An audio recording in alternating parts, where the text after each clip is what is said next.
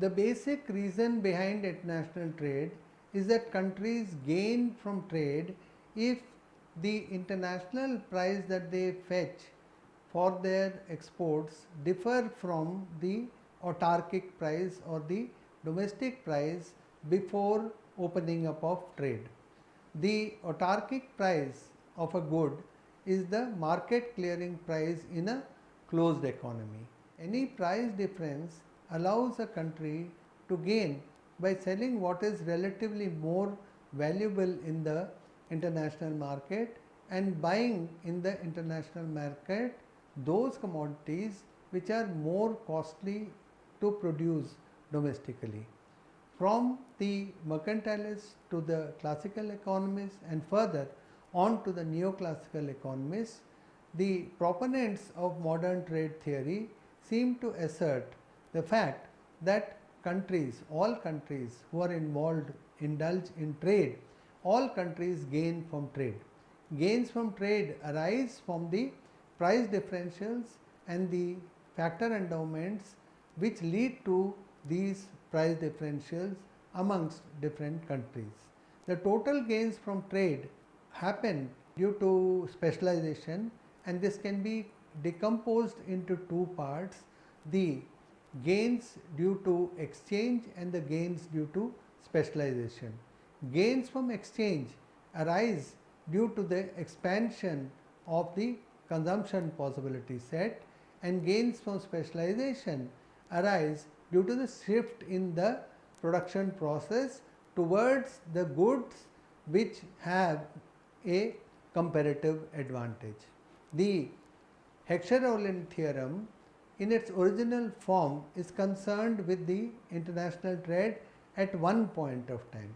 However, it is important to realize that factor endowments change over a period of time.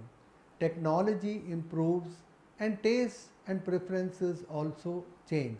With such dynamic changes taking place, the nation's comparative advantage, which is based on the factor resources, would also change.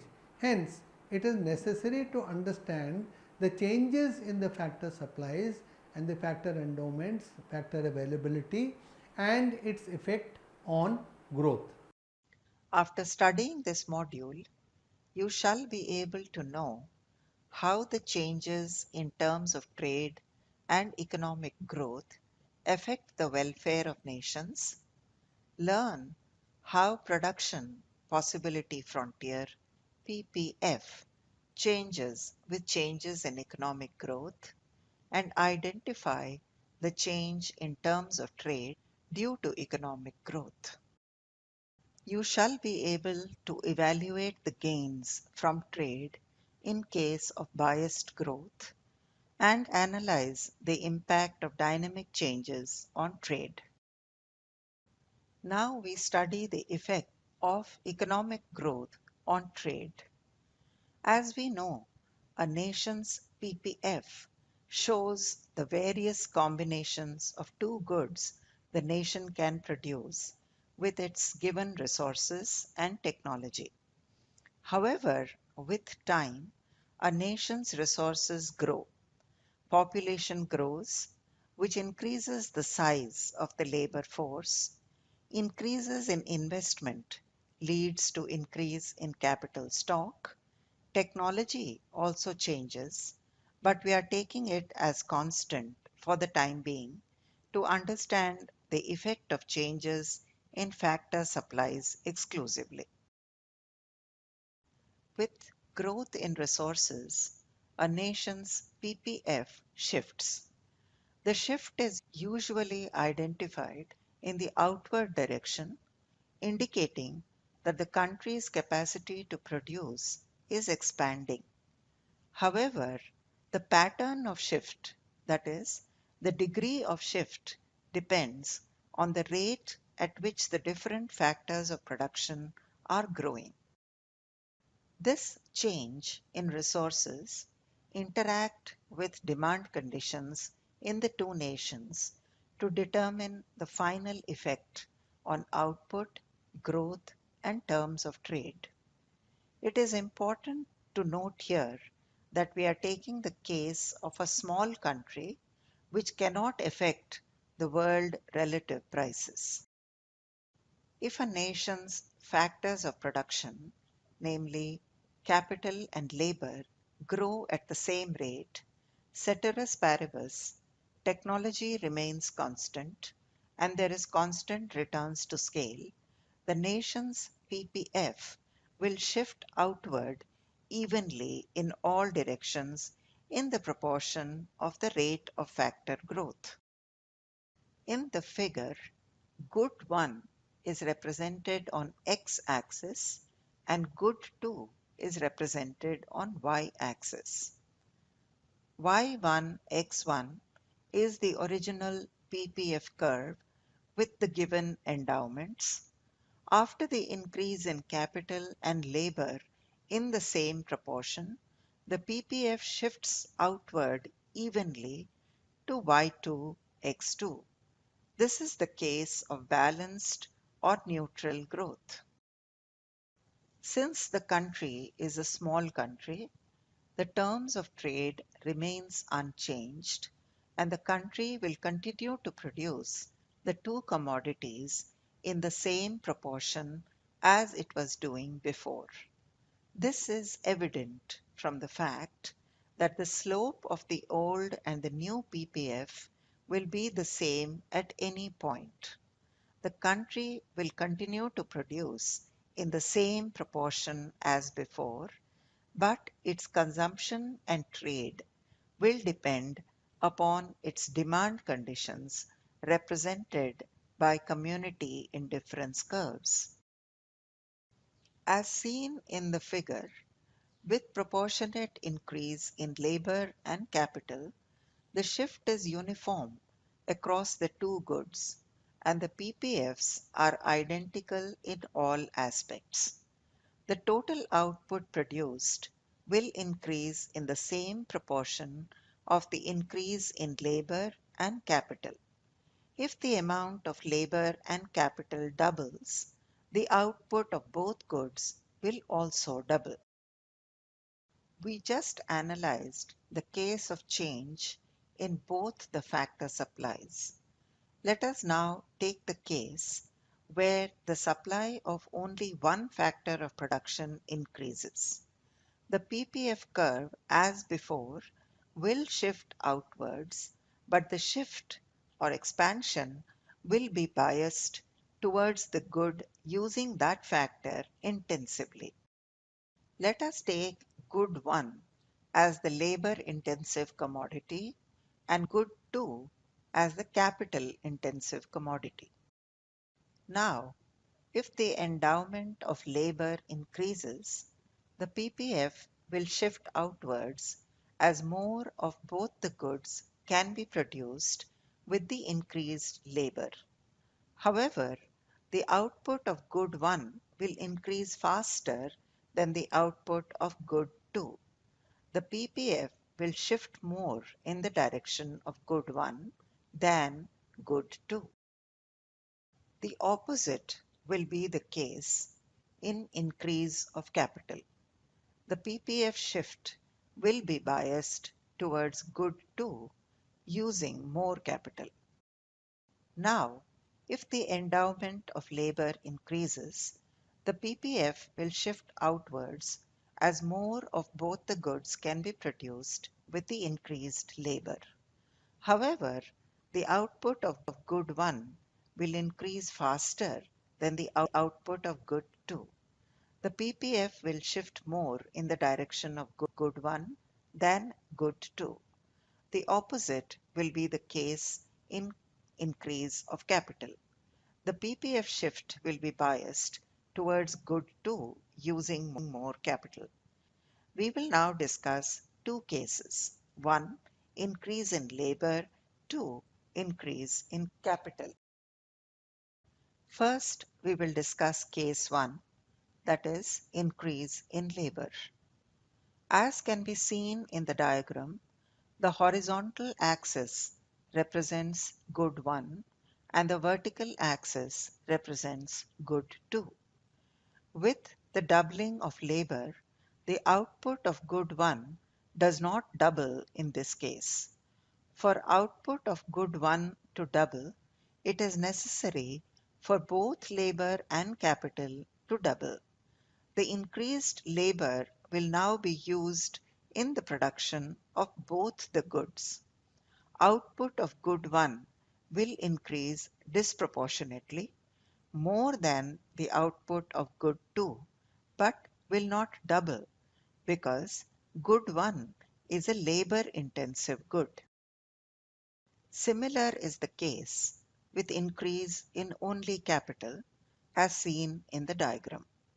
Output of good 2 being a capital intensive good, will increase more than the increase in output of good 1 when only capital doubles. In the next sections, we will see how these changes in factor supplies gives rise to two important conclusions of international trade, that is, the Rybczynski effect and the immiserizing growth. The biased effect of resource changes, and hence change in economic growth, on production is known as the Rybczynski effect. The Rybczynski theorem postulates that with two goods, two factors of production, and constant returns to scale, an increase in the relative supply of one factor holding prices of goods constant leads to a biased expansion of production possibilities, resulting in an increase in the output of the final good that uses this factor of production intensively and a reduction in the output of the other final good. In simple words, if labor increases, output of good 1, which is the labor intensive good, increases, and output of good 2, which is the capital intensive good, falls.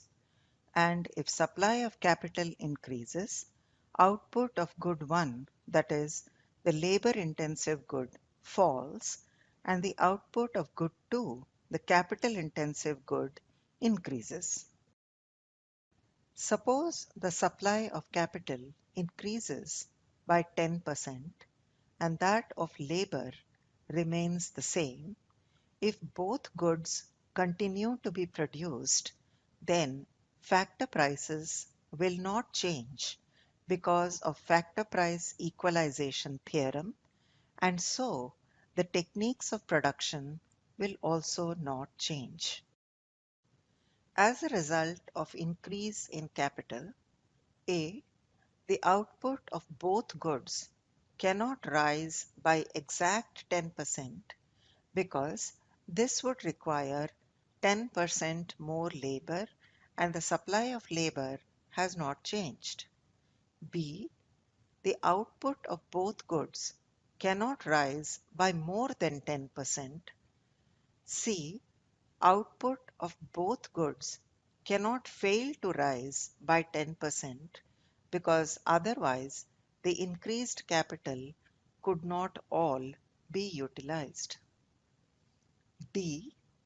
Thus, the output of one rises by more than 10% and that of the other does not. Because cloth is capital intensive, it must be cloth output that rises more than 10%. The labor supply has not changed, but the cloth industry has expanded and so has increased use of labor. Therefore, the output of wheat must actually fall. By combining this result with the Heckscher-Ohlin theorem, we can see how economic growth affects a nation's trade. If a country's capital increases by 10%, national income will rise by some smaller proportion because only a part of national income comes from the earnings of capital. This increased income will normally be spent on both goods so that at constant prices, national demand for both goods will rise by less than 10%. According to Rybczynski theorem, the supply of capital-intensive good, for example cloth, rises more than 10%, while the supply of labor-intensive good, for example wheat, falls. Thus, cloth supply rises relative to demand and wheat demand rises relative to supply. Now, if the country is capital intensive, then according to the Heckscher-Orlin theory, it exports cloth and imports wheat, so that the growth of capital causes the country to trade more at each price. Thus, its offer curve shifts outward. If the country is labor abundant, then its offer curve shifts inward. The general conclusion is economic growth that accentuates the country's relative factor abundance shifts its offer curve out. Economic growth that moderates the country's relative factor abundance shifts its offer curve in. In the figure, x-axis depicts good 1 and y-axis depicts good 2. Let us take the case that nation 1, labor abundant nation, produces and exchanges the two goods. Before the increase in factor supply, nation 1 was producing at point A, producing say 100 units of good 1 and 20 units of good 2. As the supply of labor doubles, nation 1 now produces at point B with 210 units of good 1 and 10 units of good 2. Doubling labor and transferring some labor and capital from the production of good 2 more than doubles the output of good 1 but reduces the production of good 2. Immiserizing growth. Effect of biased growth on terms of trade.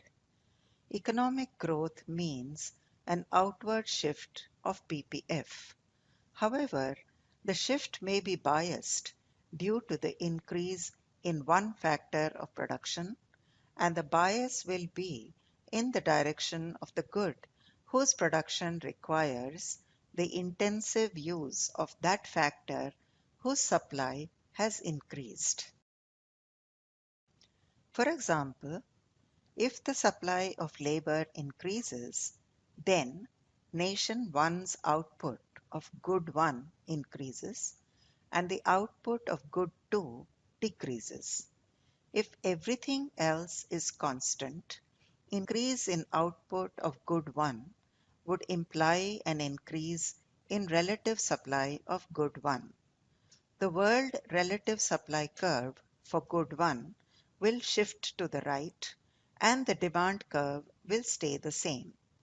This increase in supply will lead to a decline in the relative price of good 1. A decline in price worsens the nation 1's terms of trade and increases nation 2's terms of trade. If nation 2 had experienced growth of labor, then the effects would have been the same. Relative world supply curve would shift rightwards and it would lead to a decline in terms of trade for nation 1 and an improvement in nation 2's terms of trade. If we consider the other case, where the capital abundant nation experiences growth in its capital intensive good 2 and output of good 2 increases, then the relative world supply of good 1 will fall. The supply curve for good 1 would shift leftwards. This leftward shift will increase the relative price of good 1 and fall in relative price of good 2. As price of good 1 rises, it leads to an improvement in nation 1's terms of trade and a decline in the terms of trade of nation 2. Immiserizing growth. In the preceding section, we learned that growth of a factor expands a country's production possibilities in the good which uses that factor intensively. And according to comparative advantage, this is the good which the country exports. Hence, growth that increases the output of the good that a country exports is called export biased growth. Similarly, if growth increases the output of the good that the country imports, then it is called import biased growth. As seen in the figure, the export biased growth in a nation worsens its terms of trade and improves the other nation's terms of trade, and import biased growth improves its country's terms of trade and worsens the other nation's terms of trade. This is a case where a country's capacity to increase its production of the export good and hence growth worsens a country's terms of trade. Thus, export-led growth may not always be welfare enhancing. This situation is known as immiserizing growth, a term that was coined by Jagdish Bhagwati. However, this situation is extremely hard to find in the real world. This is only a theoretical possibility and empirical evidence has not been found. Brazilian coffee-based growth is sometimes cited to be a case of immiserizing growth, but it has not been empirically tested. The case of immiserizing growth requires special conditions to occur. For this to happen, a country must be large enough to have a significant effect on the relative price of the good that it exports. Also, the assumption of perfectly competitive markets does not hold. If all countries are price takers, then they cannot influence terms of trade, and hence there is no change in welfare. Another thing to keep in mind is that for immiserizing growth to occur, the export growth should be so strong that it offsets all improvement from economic growth. This theory follows the argumentation of the theory of circular deterioration of terms of trade and concludes that countries, in order to improve their balance of trade, have to increase their exports to compensate for falling prices. This means a further deterioration of terms of trade. The unchanged structure of supply intensifies the structural dependency, and regardless of growth, there is no development but only immiserizing growth. This situation is especially pertinent for countries with agrarian monoculture.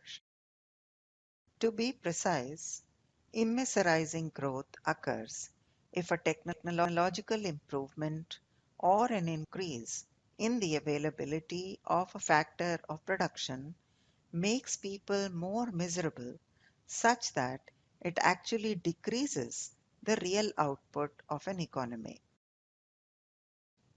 It is often modeled as occurring because of structural rigidities in a model with international trade. Early exceptions, where immiserizing growth had domestic causes, come from classical and most probably Marxist theories. Marx, 1863 to 1883.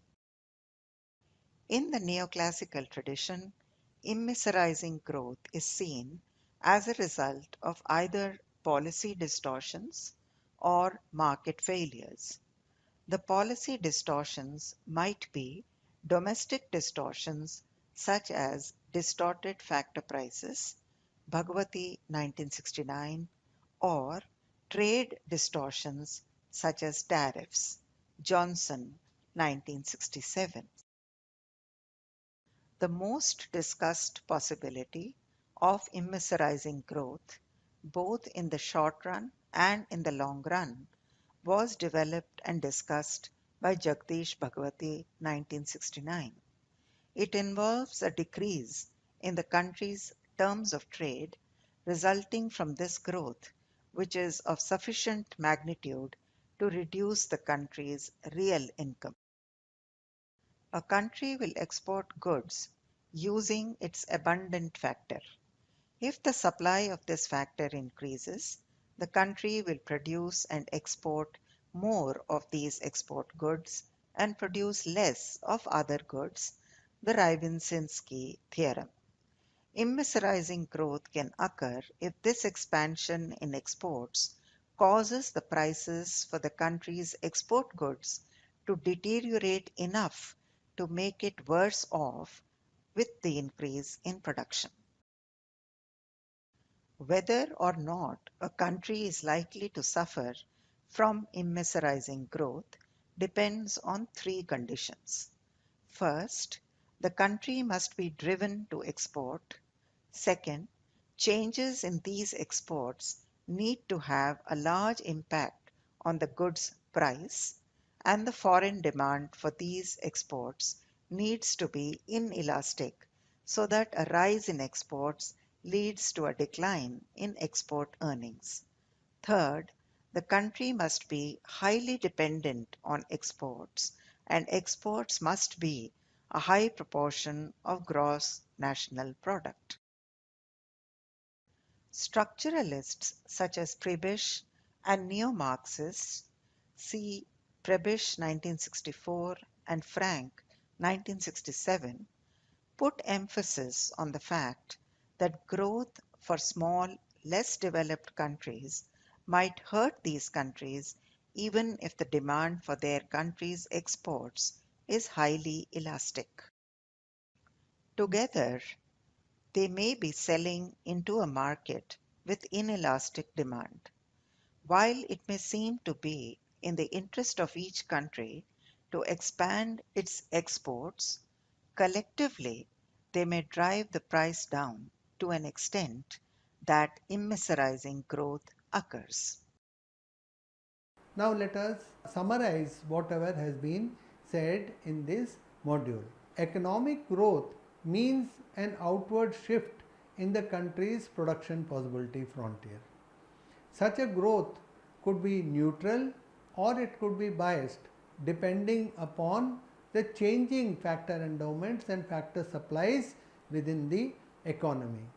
An equal increase in both the factors of production leads to an equal increase in all directions. Hence, there is no relative change or shift amongst or between the factors.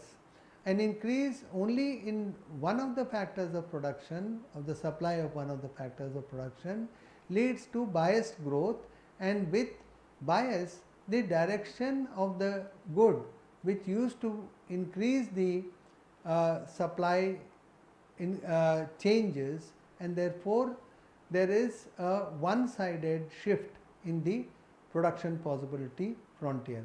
An increase in the supply of one factor results in an increase in the supply of the output of the goods using that factor intensively, and a decrease in the output of the other good which does not use this factor intensively. Now, this gives rise to something called the Rybczynski theorem, which shows that there is a positive relationship between changes in the factor endowment and changes in the output that is produced, which uses the factor intensively, that is the abundant factor intensively. Economic growth also leads to a change in the terms of trade. export biased growth leads to a worsening of the nation's terms of trade, whereas an import biased growth leads to an improved terms of trade of the nation concerned. A country's export biased growth may worsen the terms of trade so much that it reduces the nation's overall welfare. This is known as the case of immiserizing growth.